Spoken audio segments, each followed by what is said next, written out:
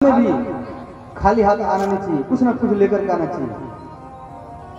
भगवान की एक कथा हो, सत्संग वहां भी खाली हाथ आना नहीं चाहिए, कुछ ना कुछ लेकर के आना चाहिए। और पति को पत्नी के पास में खाली हाथ आना नहीं चाहिए। तो सुशीला मन में विचार की, ये प्रश्न का तो उत्तर इसी शब्दों में है। का ठीक है, ऐसे तो जाएंगे नहीं। तो 4 घरों में गए, सुशीला 4 घरों में गए। और सुदामा जी बोले कुछ है घर में तो ला करके दो। तो घर में तो कुछ नहीं है। तो 4 घर में गया और 4 मुट्ठी चावल मांग करके लाया और 4 तरह के कपड़ा में वो चावल को बांध दिया। और सुशीला के अंदर में ये सोच रहा, अगर इनका मित्र ये चावल को 4 घरों के चावल को देखेंगे और 4 कपड़ों में बंधा देखेंगे तो समझ जाएंगे कि हमारा मित्र किस परिस्थिति में रह रहा है। अंतिम में वो चावल को बांध कर सुदामा जी को दिए। सुदामा जी एक फटी धोती पहने हुए हैं। धोती मैंने क्या, धोतम इति धोती, जो डेली धोया जाए उसको धोती कहा जाता है। और हमारा राष्ट्र, भारत का राष्ट्र पोशाक है धोती कुर्ता। वो चावल को दिए और वो चावल को लेकर के श्री सुदामा जी जा रहे हैं, नंगे पैर है। और कभी धूप पड़ता है, कभी बारिश पड़ता है, कभी आंधी तूफान पड़ता है। चलते चलते 7 दिन हो गया। सुदामा जी भोजन ना करने के कारण सुदामा जी बेहोश हो जाते थे, जमीन पर गिर जाते थे। और एक दिन क्या हुआ, संध्या का समय हुआ, वो विश्राम करने लगा और विश्राम करते करते सो गया। अब मन में सोच रहा है, अब तो हम मित्र के पास में जा नहीं पाएंगे। कहाँ द्वारका और कहाँ ये मार्ग है, रास्ता है, कैसे पहुंच पाएंगे। देखो भगवान बोले हैं, तुम मेरे लिए 1 कदम बढ़ाओ, मैं तेरे लिए 100 कदम बढ़ाऊंगा।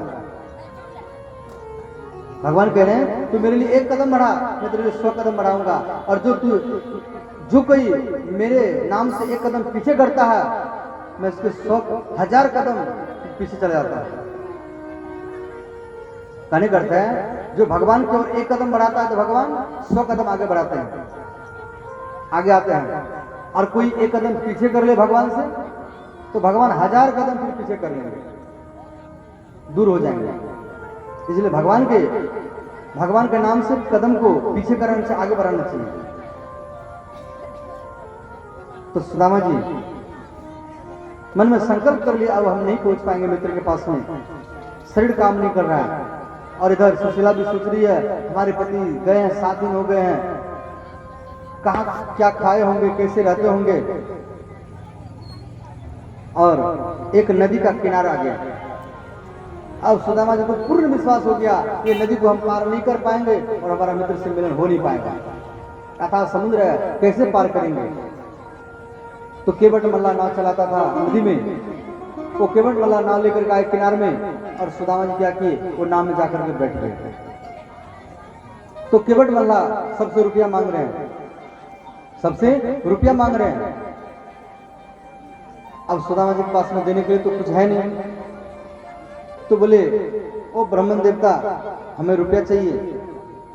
तो सुदामा जी बोले मेरे पास में देने के लिए कुछ भी नहीं है। तो केवट मल्ला ने कहा आप नाव से नीचे उतर जाइए। और सुदामा जी इतना बड़े संकोची है, एक बार कोई बोल दे तो तुरंत उतर के किनारे में बैठ गए। अब दिन भरी भूख प्यास में बैठा रहा, संध्या का समय आ गया। अब भगवान यहाँ सुदामा जी बैठे हुए हैं, 5 बज रहा है। भगवान मन में सोच रहे हैं अगर इसको हम पार नहीं किया तो फिर हमारा दर्शन कर नहीं पाएगा। तो अंतिम में केवट मल्ला का रूप बनाया भगवान और फिर नाव में बिठाए सुदामा जी को।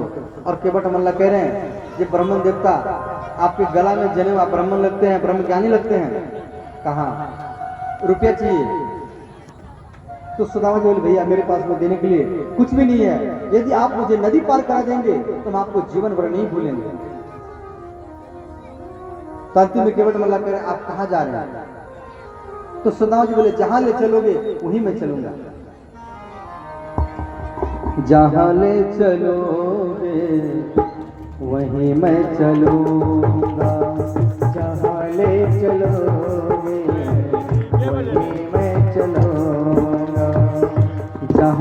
चलोगे वहीं मैं चलूँगा।